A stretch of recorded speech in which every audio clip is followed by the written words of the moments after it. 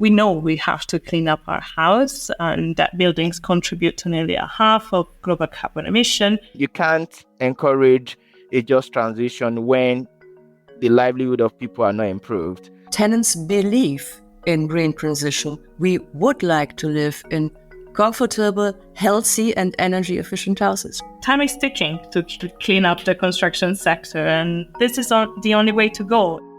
Hi there, and welcome to Voices from the Institute for Human Rights in Business, also known as IHRB. I am Deborah Sagoe, and in this podcast, you will hear from people working to make respect for human rights part of everyday business. You've just heard from people working on the green transition in the built environment, the places and spaces where we live, play, and work. Over the past 2 years, IHRB has carried out a research project looking at climate action in the built environment. And we have found examples of where green initiatives are positively and negatively impacting people's lives. You'll hear some of those examples shortly, but first, let's hear from my colleague Giulio Ferrini, who is the head of IHRB's Built Environment Programme. Giulio, tell me, what do we mean by the built environment and how can it contribute to emissions? So as you said, the built environment encompasses the places where we live, work, and interact with others. This means our homes, schools, streets, and parks. It has a defining influence over our ability to lead healthy, fulfilling lives, but it also generates about a third of global emissions, both in its construction, so the extraction of materials and powering the construction itself, and also it's in operation, the heating and the cooling used in buildings, but also the maintenance and waste generation. IHRB has recently released a report into this called Advancing Just Transitions in a Built Environment. Can you give us the headlines from its findings? Sure, the key headline is that a transition to net zero is imperative, but as with any transition, its impact will be felt differently by different people. In many countries around the world, we have seen well-intentioned policies resulting in some negative impacts for already marginalized communities, which has led to pushback against initiatives such as mandatory heat pumps, reduction in diesel subsidies, and phase out of gas cookers. This Greenlash, the backlash against green initiatives, risks slowing down the climate action that is urgently needed, particularly for the most vulnerable in our societies. On the flip side, there are lots of examples of green initiatives grounded in human rights, which tackle emissions while ensuring the negative impacts are not felt by traditionally marginalized groups. When communities can help shape the policies, these are more popular and successful. This really sits at the heart of what we mean when we say a just transition, which entails reducing carbon emissions, but doing so in a way that ensures the benefits are equally spread and the costs are not borne by marginalized groups. Okay, so you're now going to hear from some of the people involved in the report. You talked about negative and positive examples of green initiatives in a built environment, right? Yeah, so we hired researchers in 8 cities around the world: Lagos, Lisbon, Melbourne, Prague, Jakarta, Copenhagen, Valparaiso, and Athens. Olu Ojo was one of these researchers. He looked at Lagos in Nigeria. Lagos is a low-level coastal city which gets frequently flooded, and it's under threat from rising sea levels. Its metropolitan area is home to 21 million people, but 2/3 of them live in informal settlements. So there's a complicated picture here when it comes to the built environment. There are some plans in place, but it's really difficult to stay on top of the frantic pace of growth. It's a very densely populated area that's under threat by climate change. Olu gave me a couple of examples of where a just transition is or isn't happening. Let's first hear about Eco-Atlantic, a new coastal development in Lagos that bills itself as the future of African real estate. So Eco-Atlantic project came on board with the intention that there was going to be a development that would build coastal defense for Lagos. So Eco-Atlantic City came and it was more like a government project. I mean, there's a Land Use Act in Nigeria that gives all the land and estates to the state governor. So if there is an overriding public interest for any land, be it anything, the government has got the right to say, we're taking over the land for public interest. But Eco-Atlantic City did not come for public interest. Not even the rich could afford a plot of land in Eco-Atlantic. So people were displaced. The initial place where everybody found a place of relief, I mean, the beach when you need to relax, was taken over. People that have got no proper accommodation, they were displaced. And this place was not just taken over. Instead of fighting against the impact of climate change, the developments extracted beach sand from further into the ocean and then to sandfield and taking more land and things that will fight against what they initially mentioned that the development was going to solve. There was a huge gap in what the policy document is saying with respect to what the government is implementing. That worked against the need to ensure that we have a just built environment in Lagos. It's actually concerning to hear that people were not only displaced from their homes, but also that the project, which was meant to protect the people there from rising sea levels, actually made it worse by the extraction of sand. That's right. The project had great aspirations of providing much needed coastal protection to the city, but in doing so, it tragically displaced a community of 80,000 local people who were previously living on public land, which has now been made private and is becoming a gated green community for the ultra-rich. However, Olu was able to highlight another example from our research where just transition principles were respected by placing local people at the heart of decision-making. Ajegunle used to be a very unhealthy neighborhood, but with the approach they used, the community saw that the government was coming to their aid, not taking what belongs to them. It was a collaborative project where they involved the locals. They have a lot of say. The minority, the less privileged, the women, they were involved in the Ajegunle Ikorodu Resilience Action Plan.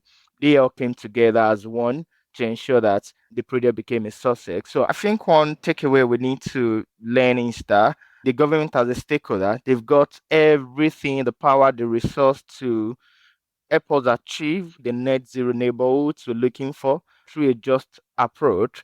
I mean, you can't encourage a just transition when the livelihood of people are not improved.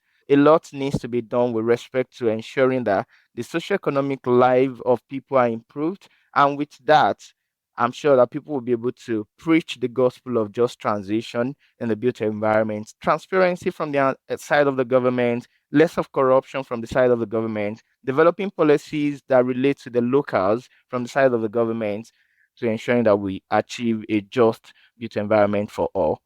This is a great example of how engaging the local community, particularly women, can have a huge impact on the kind of changes that are needed to achieve healthy, resilient, low-carbon neighborhoods.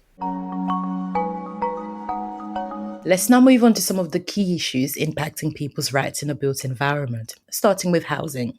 You spoke to Barbara Steenberger from the International Union of Tenants.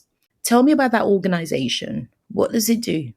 The International Union of Tenants is a global organization that fights for the right to housing. That includes everything from campaigning for fair and affordable rents to a good and fair energy transition, whether that's in new builds or in older buildings that need retrofitting. Retrofitting, what does that mean? That's when we improve a building to reduce its emissions, for example, by improving insulation, swapping out a gas boiler for a heat pump, or installing solar panels. As well as reducing emissions, this cuts utility bills. In our research, we found many cases where landlords increased rents to repay the money they had spent on the improvements. In some cases, these rent increases were quite small, and they evened out with the money that tenants were now saving on bills. But in others, the increases were so high that tenants had to leave their homes and relocate. This is a phenomenon known as renovictions, which has significant knock-on impacts on health, well-being, and employment. Renovictions are particularly problematic when the retrofit has been partly or entirely funded by public money, as we found to be the case in Athens and Prague. In these cases, the landlord is not having to recover a cost, but is simply increasing their profits. There are examples where, after a retrofit, the rents aren't increased, but for Barbara, those are few and far between. I have to say this is mainly in the social, public, and not-for-profit housing sector.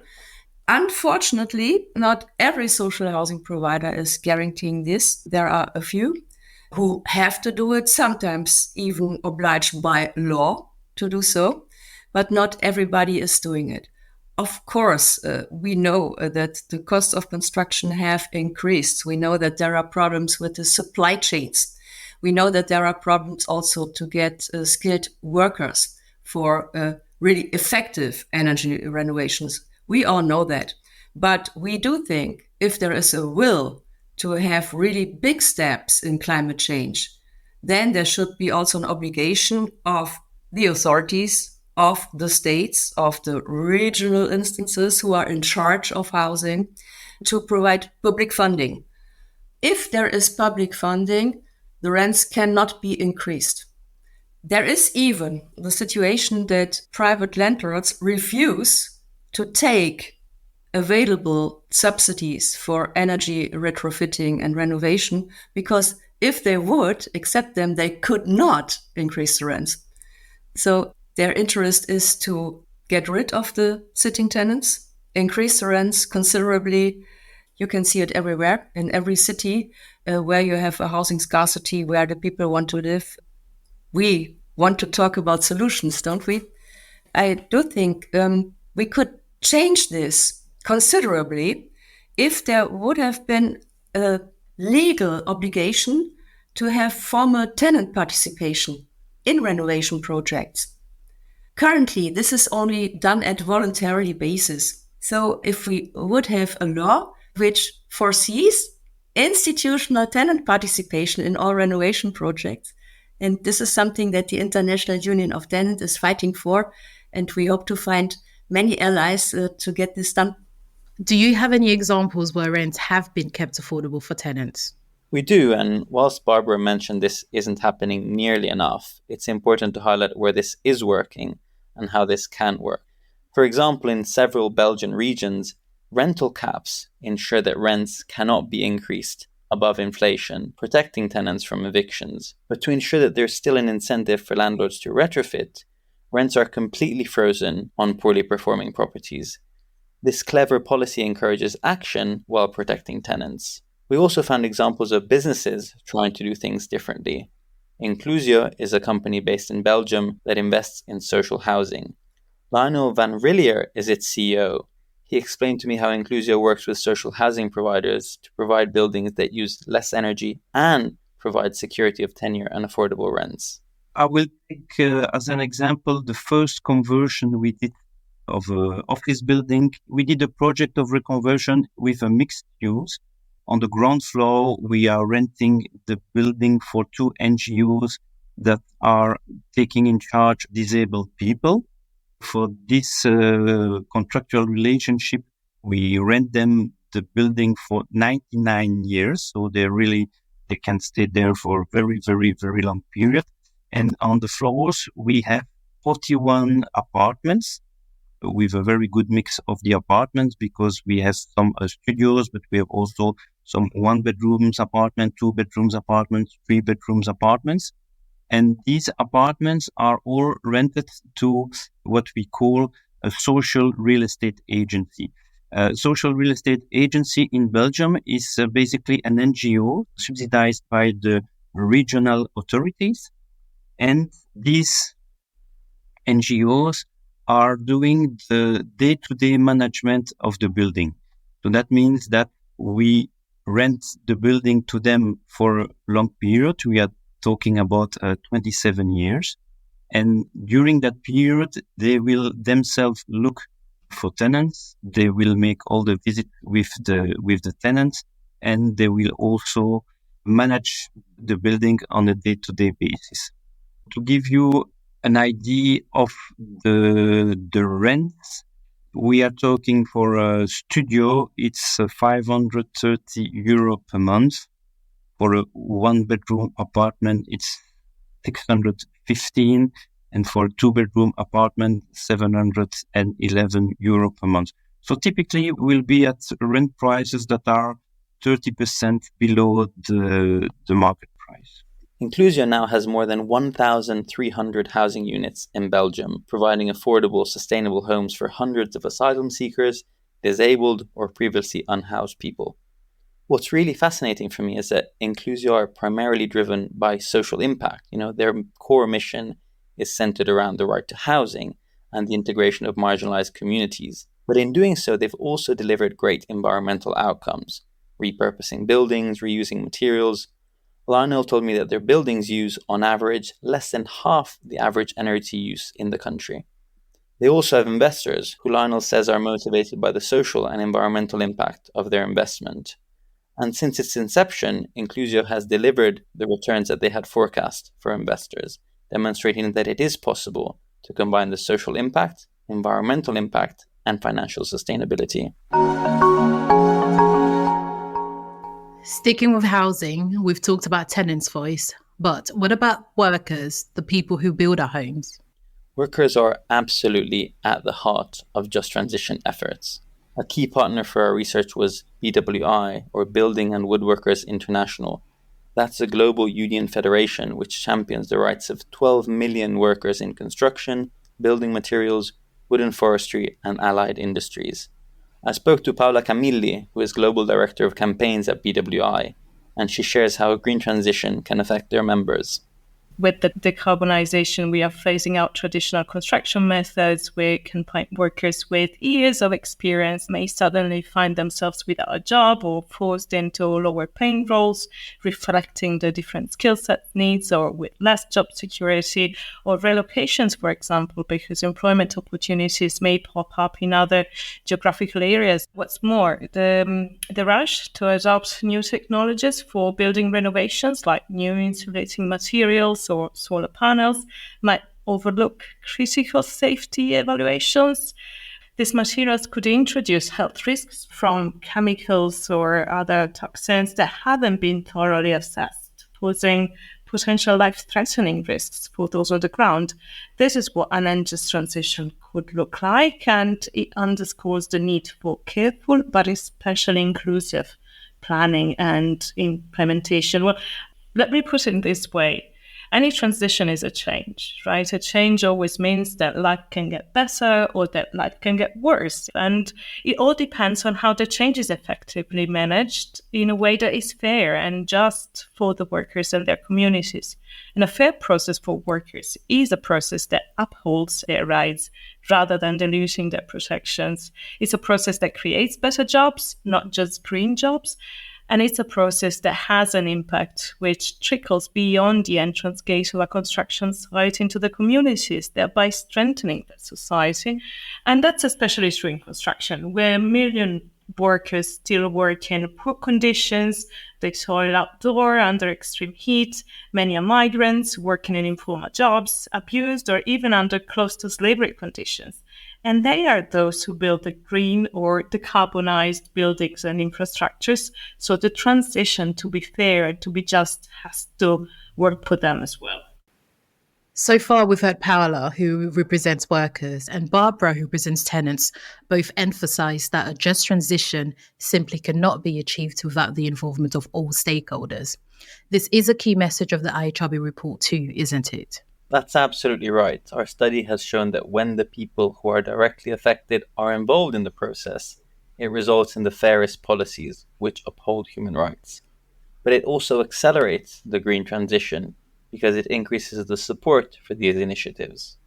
But for this to happen, the participation has to be meaningful, meaning that tenants and workers have a meaningful impact on the decisions that are ultimately made. Paola has some great thoughts on how this can happen with workers. It might look or sound very complex and chaotic sometimes, but trust me, it's really not. It's often a matter of political will, respect and trust in those workers who are called in to execute the transition. The solution on paper is extremely easy. To have fairness in the transition, just ensure participatory processes and the inclusion of workers' voices in all decisions that are affecting their working lives. This shouldn't be so difficult. What is not so easy, however, and here is a bit the elephant in the room, because we see it challenged all around the world, is to accept that workers' voice alone is not enough. If it doesn't come with workers' representation and agency and power, basically, to uphold their rights and to bargain for themselves for better conditions in the transition. That entails balancing off the power imbalance at the workplace and in society that is quite difficult to accept for those who hold it at the expense of the most vulnerable. There is a way to do it. That's the good news. That is to ensure the fundamental and enabling rights to unionize, to freedom of association, and to collective bargaining. Paola also reflected on how businesses and unions can work together. I think the key word here is work together, right? It really requires a collaborative approach where all actors in the industry work together and negotiate the transition. While companies and governments have certainly the primary responsibility for addressing the climate crisis, workers need to be at the table to raise their voice and ensure that they have control over what they do, where they do, and how they do it, and that their interests and contribution are taken into consideration. Now, you might argue that workers might resist the change and might not want to sit at the table to negotiate the transition. Actually, probably yes, but this comes when they're not involved in the planning from the onset and in the implementation of the transition, of the change. When they're not at the table, they will refuse to be on the menu. And this is why I'm insisting on participation and bargaining. For any negotiations and dialogue to be meaningful and to really bring a change in workers' lives and the lives of the communities, there are very basic, simple rules. First of all, any dialogue, any negotiations has to happen in good faith. That means that the objectives of both parties are transparent, and even if sometimes they are divergent, by sitting together, by discussing openly their interests, their needs, their aims, also their fears and their opportunities, they might find a way to move on together. So moving from sometimes opposition to collaboration, this is the path to go. And we often say that the construction sector is too big to fail in the green transition, right? We know we need to decarbonize, and we know that we need to do the right thing, but we also need to do it right in a way that benefits the environment, the workers, their families, and their communities who live, interact, and work in the built environment. And there is no shortcut to this, unfortunately. So, Deborah, as Paula says, this may sound extremely complex, but she was actually able to give me examples of where it's worked in practice. Let me take Argentina first, for example. There we have a BWI affiliate from the Brickmaking Workers Union, that has teamed up with the local government to transform the local brickmaking industry. Brick kiln workers, just as to set the scenarios, they are often migrants, often women. They work in small, home-based setup that pump out pollution and compromise their health, and clearly don't ensure any kind of job safety or pay security. The union has worked there to set up cooperative brickmaking parks. These aren't just any workplaces. They're green hubs where workers operate in safer conditions, leaving their home-based kilns, drastically cutting down emissions and reducing health risks for the workers themselves and the risks of child labor for the kids. It's a real win for energy efficiency and for worker safety. Switching over to India, where we've got the Self-Employed Women Academies, they were making waves in the renewable energy use in the salt mining sector. They're incredible. They have trained about 1,000 women salt miners to work in solar panel installation and maintenance, shifting them away from hazardous and physically demanding work using diesel pumps in the salt production process and pushing them at the heart of the green energy movement and lightening up the sisters' work burden as well in a geographical area that is subject to desertification, where salt miners normally are, and extreme heat, as we've seen in this past few months in India. These are hopefully two examples that are not just isolated success stories. They are really loud calls for the inclusion of workers' voice and leadership in crafting climate solutions. It's worth noting that many of our contributors have talked about the importance of government in this process. Paola mentioned that local governments was involved in that example of good practice from Argentina, and both Olu and Barbara also mentioned the role of government too. Yes, absolutely. And all of these examples demonstrate the need for different stakeholders to work together. In the example in India, SIWA was the union that brought the workers together. The energy company Sun Edison supported the initiative, and the government developed the implementation mechanism and provided training for the workers. Going back to housing, this is currently mostly an issue at the local or national level, but we also talked about the role of the European Parliament. I asked Barbara, how can we make sure that there's a level playing field across Europe when it comes to achieving just transitions in housing policy? I think there is a lot of work to do still at European level. For instance, what we have is the European Social Charter, the European Charter of Fundamental Rights. But we have also the European Pillar of Social Rights. But not every country agrees on this. Not every country signed all these charters. There is currently a lot of talking about the need to have more housing policies at European level. So now we have a new parliament and now it's a new legislative period. So it's time also to deliver. And we, the International Union of Tenants, is fighting to get the housing theme on the highest agenda of the European institutions. We do know from the polls ahead of the European elections that next to having a safe and fair paid work, the second issue for European citizens was affordable housing. So it's on the top of the list what Europe should do. So the politicians cannot ignore us, but it's going to be a hard parkour because housing is not in the competence of the European Union, but there are several framework competences. So the energy policy, state aid rules, fundamental right approach, of course, and also consumer law, because rent law, it's also consumer law. So we are trying to find a way how to implement housing policy in a horizontal way in all European policies. This is a technical term, but I would like to explain it to our listeners. When European Union is taking a decision, they always have to keep in mind, would that have an impact on the housing situation in each country? This is the horizontal approach, and I think if we manage to do this, we are quite a step further. It's been great hearing from people who are involved in just transitions in the built environment. If there are key recommendations from our conversation and IHRB's report, what would they be? There are lots of frameworks and recommendations, from specific changes that businesses can make to high-level international policy changes, and I definitely invite everyone to read the full report. One key underlying recommendation is that of meaningful participation, which we have heard a lot about. The other one I'd highlight is the need to embed social safeguards before starting a transition. As Paula said, the impacts of a transition will be felt differently by different communities, often due to historical power structures.